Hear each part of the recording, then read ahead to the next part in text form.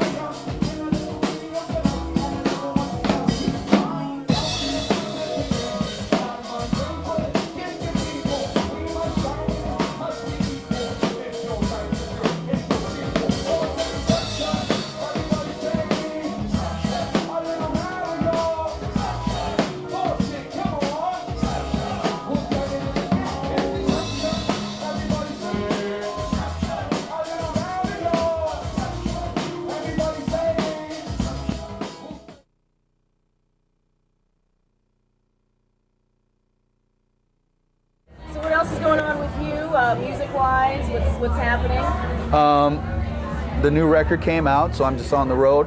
And musically, I'm doing a lot of guest vocals on other people's projects, which I love to do because it kind of brings out a different side of me, you know, artistically. And then I'm slowly writing my new record that's going to come out in spring of 2008, which I'm very excited about. I'm going to be recording it probably this fall, probably in Nashville. Try to get out of LA for like 2 weeks and just try to do an original record, and I'm really excited. It's gonna be fresh, hopefully. So why Nashville?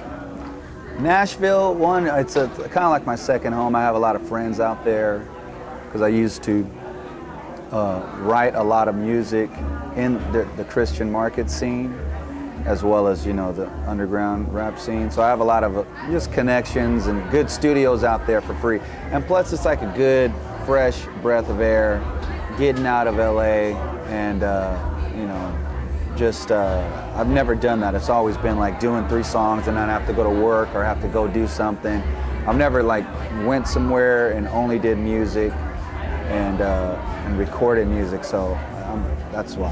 It's going to be like a retreat of sorts. It's going to be a musical retreat, and it's going to be sweet. Sweet.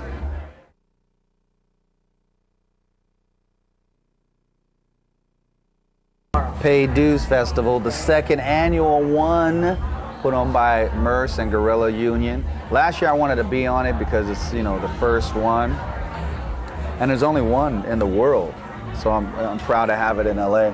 And then, when I got the call that that they wanted me there, of course I said yes, and I had to not do the New York show in order to do the Paid Dues Festival. So it's going to be the bomb with Felt.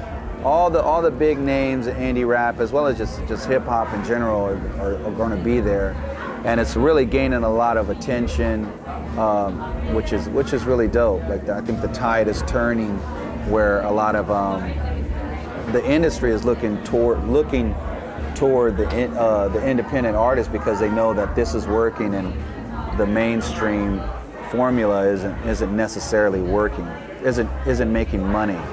It's just looking like I they're ask this making. question over and over again because it's something that I don't quite grasp in terms of their logic, in terms of why their record sales are dropping. I mean, it's the internet, it's this, it's that. I mean, obviously technology making an impact, but Right. You make an excellent point, because my issue is maybe the quality is also an issue. People are just not feeling it anymore. Maybe. I think that has maybe something to do with it, and that's probably why my records aren't selling that well. Because Just playing. Oh, you got me. I turned you it. Got me. I flipped you it. You got me.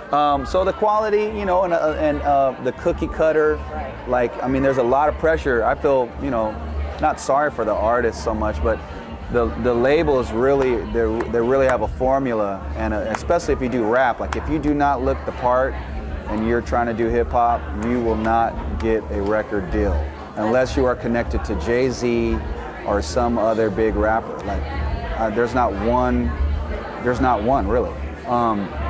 They're all connected. Even when it comes to Lupe Fiasco, he's connected to Jay-Z. Yeah. There's Right. there's no fresh voice, Precisely.